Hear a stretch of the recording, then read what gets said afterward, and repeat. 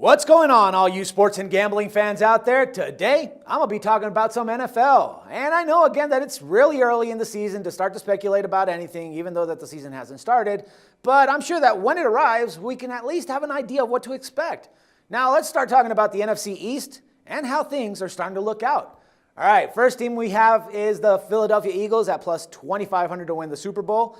And since the start of last season, Kelly has gotten rid of a lot of players. First, starting with the quarterbacks Nick Foles and Michael Vick, the 2013 NFL rushing king LaShawn McCoy, and the team's two top wide receivers in Deshaun Jackson and Jeremy Maclin. Now McCoy, he was traded a few weeks ago for Buffalo's Kiko Alonso. Foles, he was dealt to St. Louis for quarterback Sam Bradford this week, and Maclin, well, he just didn't get paid and left as a free agent.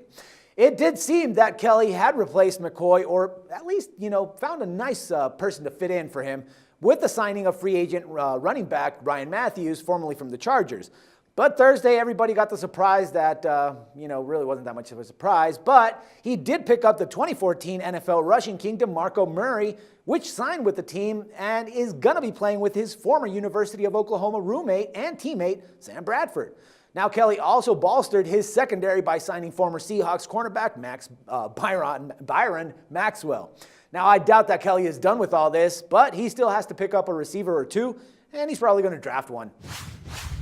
Next on our list, we have the Dallas Cowboys, who are at plus 1,800 to win the Super Bowl. And the Dallas Cowboys are the defending NFC East champions. But there's no way that you can actually say that the Cowboys are as good as they were last year to the moment. Now, the team's off-season priority was to hang on to star wide receiver Dez Bryant. And the Cowboys did exactly that by franchising him. I know he's going to hate that franchise tag, and he's probably going to hold out until he gets a long-term deal, but hey, that's what divas do, right? Obviously, Murray was a big loss for the team. Now, the Cowboys were second in the NFL in rushing behind him, and Murray touched the ball a whopping 447 times last season with a total of 16 TDs.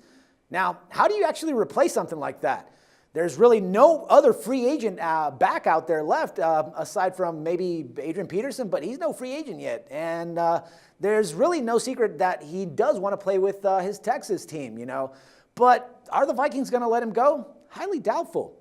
Maybe they could probably work out a trade, but Peterson would actually have to restructure or reorganize his contract. Now, the Cowboys have yet to add anyone of note and lost linebackers Bruce Carter and Justin Durant. They could also lose Rolando McClain as well. Next up on the list, we have the New York Giants at plus 2,500. And the G-Men kept arguably the best defensive player by franchising defensive end Jason Pierre-Paul. But they did lose safety Antro Roll to Chicago in free agency. Now the team's biggest move thus far has been signing former Patriots running back Shane Vereen.